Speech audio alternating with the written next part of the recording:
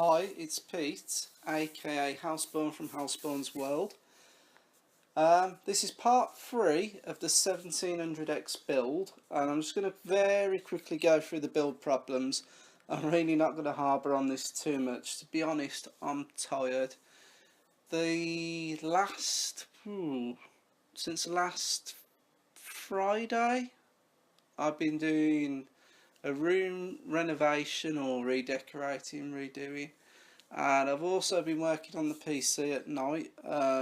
This channel's new to me and new because of the Ryzen system, so I'm learning as I go along. So without further ado, let's start. So the build problems. When I built and put the machine together, the first thing I ran into when I booted the machine up was the BIOS was not being displayed correctly. And that was an issue because the first thing I wanted to do was update the BIOS for stability issues.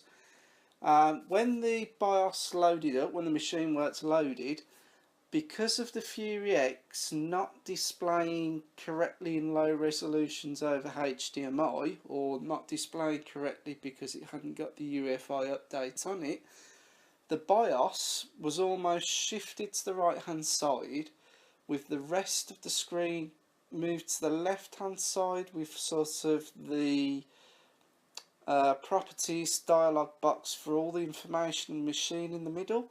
And it was almost as though you could scroll off the screen to the right, your mouse would continue coming to the left, and you'd get stuck somewhere in the middle. The problem was, within the BIOS, there is a tools selection area where you can update the BIOS, and I could not get to that. And I was a bit stuck, and I thought to myself, oh my god, how am I going to update the BIOS? And the only way around it, really, was to build into Windows. So what I decided to do was just get the machine built, and then we hit Snag 2. The first time I built Windows, I set it up just so I could go into the machine, and I like to use a local account generally, and Windows warned me that setting up a local account, if you forget the password, you're not going to be able to get back into the machine. Now, I've built Windows a lot of times, in the day job and in the evening, and for some weird reason, whether this is an issue directly linked to the Creators Edition, I've got no idea, or whether it's a problem with wireless keyboards, I type the password in, I confirm the password, so I put it in twice, it was correct.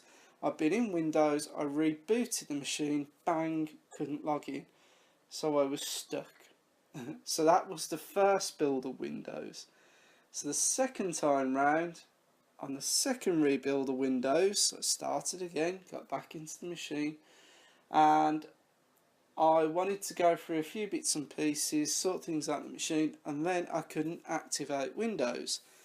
Now, I think this issue was caused by me having a digital license. I upgraded from a previous version of Windows, and I've been on Windows 10 practically since it's come out.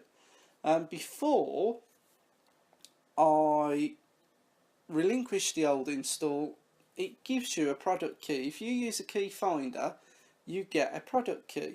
So when I built Windows, I tried to put that product key in, and it come up saying it's an invalid key. Now, this isn't the first time running into this. When we built a mate's computer not so long ago, it come up and it says you needed to contact Windows as this key was already in use or wasn't valid. We went through to the phone support, we got Windows activated, I think 2-3 minutes. So with it keep telling me that my key wasn't valid, I decided what I'm going to do, phone up Windows. So I started speaking to someone on the phone, and we lost the connection. I could sort of thought I could hear them, but God knows what happened. So I thought, sod this. Chat support was free. Spoke to someone on the chat, and then it began. I can understand Windows. They probably get a lot of people trying to blag their way through getting activation, but I was a genuine customer, had a license. Whether the person I was talking to was confused, but that is an hour of my life I will not get back. So I was activated and in Windows. So then we move on to the next problem. Sorry, just before I roll on to the next problem, once I was in Windows, I used the EZ Update tool to update the BIOS. Now this tool is part of the AI Suite 3, and that can be downloaded from the Drives and Tools sections on the Asus ROG motherboard site. As you can see on screen, that's a picture of the application from my machine, and you'll see just at the bottom, just above the settings for the machine, you can manually update a boot logo or BIOS. What I did, I manually downloaded the 102 BIOS and I used that to get the BIOS up to date. So that was a move in the right direction. The next issue we've got is my AMD R9 Sapphire Fury X is not UEFI boot compatible. So because I wanted to build the machine in a UEFI environment, I quickly Googled it. To be fair, the motherboard's really good, because it come up and told me your graphics card's basically not compatible with UEFI boot. When I tried to UEFI boot, it says no, you cannot do that, and it dropped me back to the CSM mode. So looking on the web, researching it, I found out that at your own peril you can update the BIOS on your graphics card. Now I've heard of this before, but it's something I've never ever actually thought of doing. Whether this is what a lot of enthusiasts do, I don't know. Generally, this is the first time I've ever updated the BIOS on the graphics card.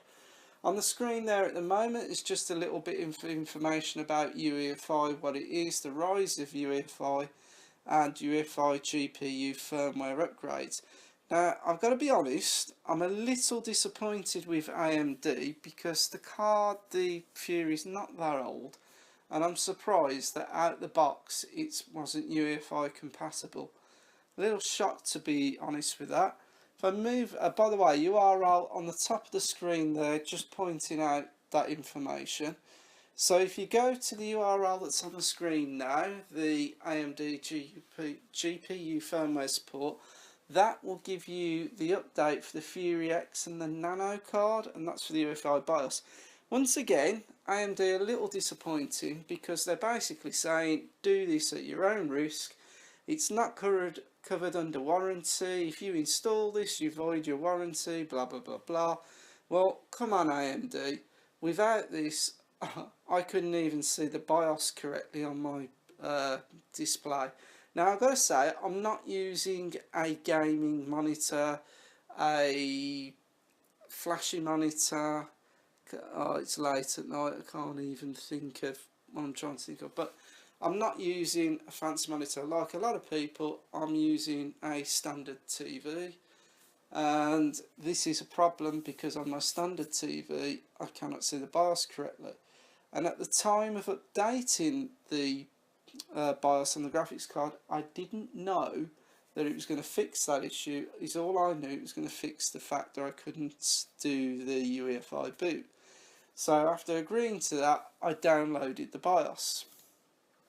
Next issue I ran into, so I have this BIOS, how the hell do I update it and what do I do? So through the techpowerup.com, they have a lot of GPU BIOSes and different graphics cards listed, and it seems like people have been doing this for a long time, and I'm a bit behind the times because I've never ever done it before.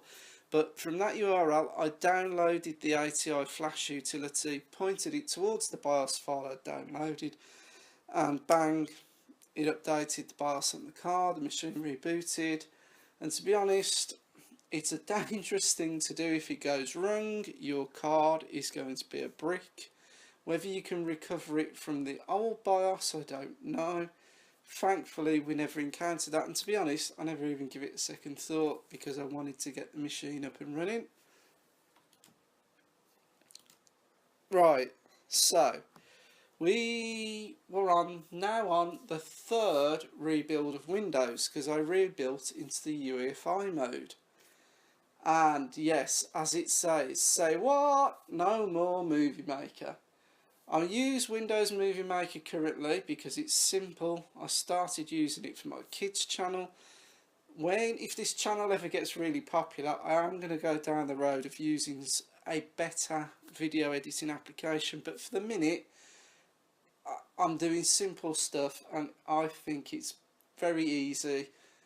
You know, it's a no-brainer to use. So I went to install Movie Maker from the web downloader I had, and by surprise, Windows, I think January of this year, 2017, we're removing support for 2012 Live Essentials. You cannot no longer download any of these applications. Thank you very much, Windows. I must have missed this in the news. It must have been low level, whether they actually publicised, who knows, but didn't even realise, because I had the application installed on my old system, it would keep running. So, and here's the really stupid thing, bad thing that I did. What was I thinking? Because I got other stuff going on, I had very little time to sort things out, and it was lunchtime. I was eating my lunch. I quickly nipped onto the computer. I thought I'll try and get Movie Maker installed. I knew that the web offline installer didn't work. Why the hell? I don't know. I found this site and it was windowsmoviemaker.org, and I thought, oh, Windows Movie Maker 2016 free download.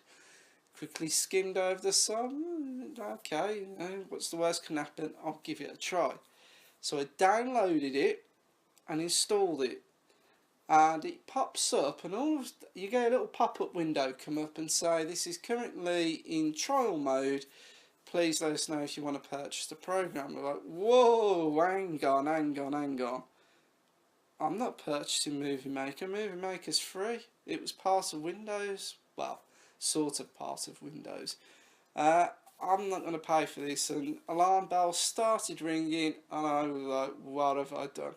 So immediately I uninstalled the program, done a full virus scan, full malware scan, system was clean, that was good in that effect.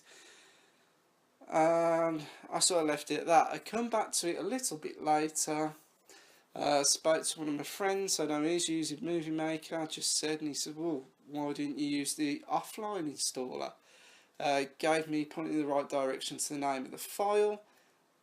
Good point. And you know, I thought, why didn't I just do that in the first place? So, got the offline installer, went to install Movie Maker, told me it was installed, but there were no icons, nothing was there.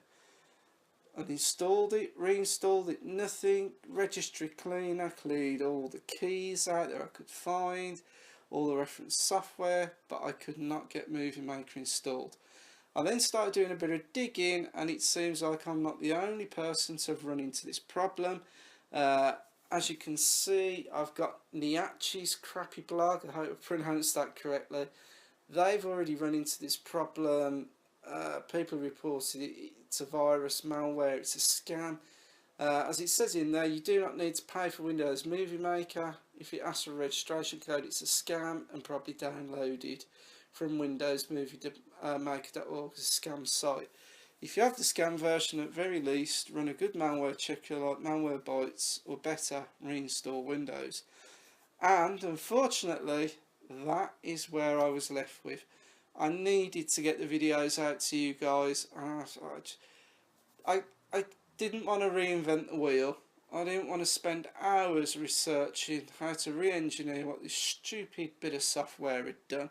It must do something to hide the installation to try and get you to force to install their version. The easiest thing for me to do was flatten the machine, and by that time I was on Windows installer number 4. We'll come back to that. I just put this in earlier. At the moment, another problem I've got is the sound card's not outputting 5.1 channel audio. I haven't really even tried to solve this one yet with so much other stuff going on. If anyone has any suggestions, please comment below, let me know. I've already got an idea that perhaps not install the Asus ROG driver but get it directly from Realtek. I'm sure I've in the past come across this problem before.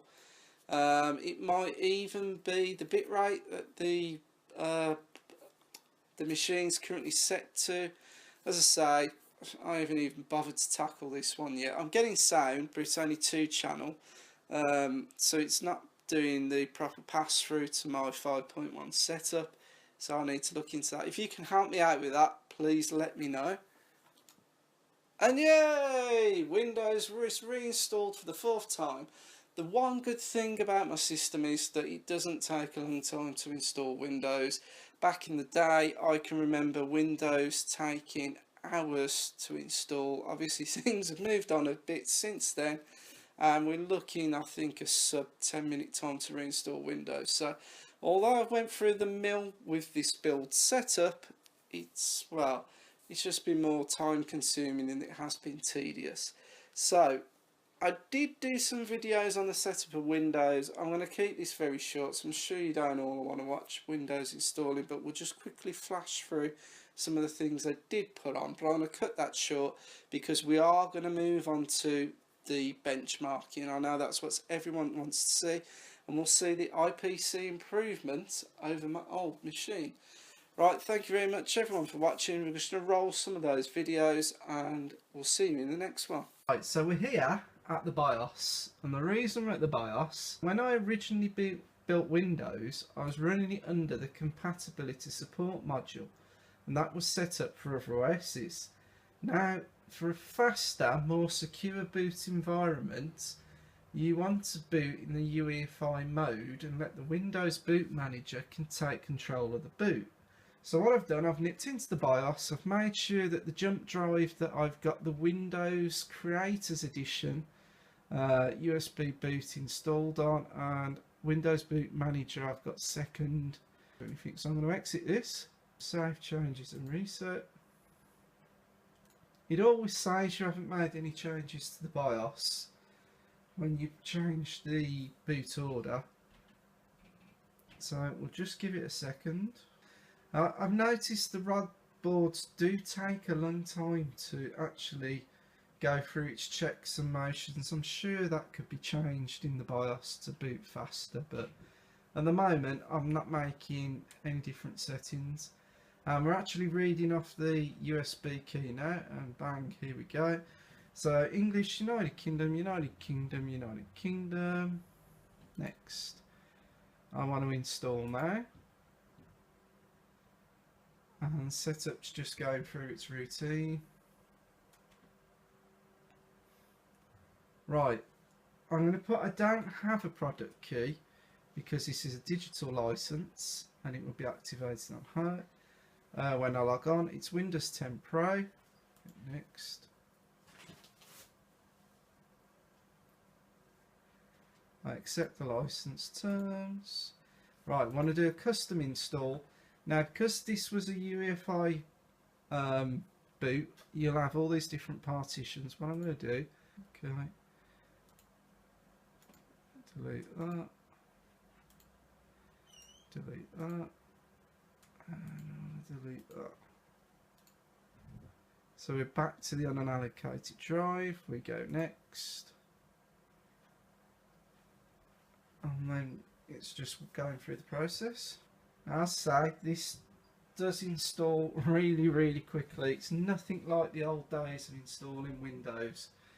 It should absolutely fly through this. Okay, so that went through really quickly. So United Kingdom, United Kingdom, skip the layout, just checking for any updates. Right, we want to set up for personal use. Sign in with a Microsoft account. I'm just going to stop it here. So I don't want to send files to OneDrive. Right, no, I don't want to use Katana.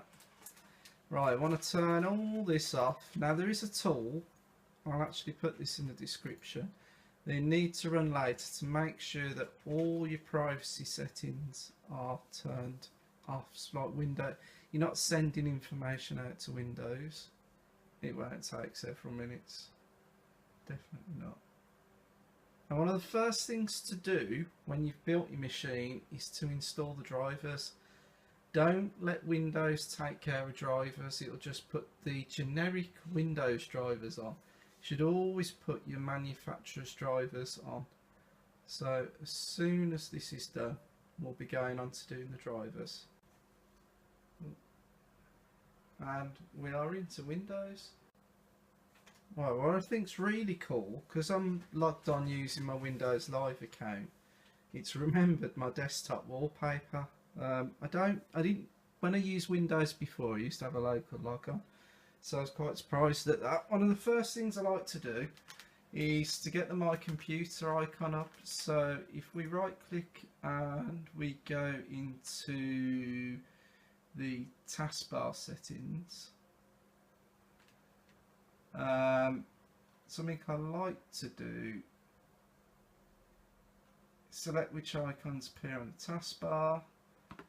I always want to show all the icons in the notification area.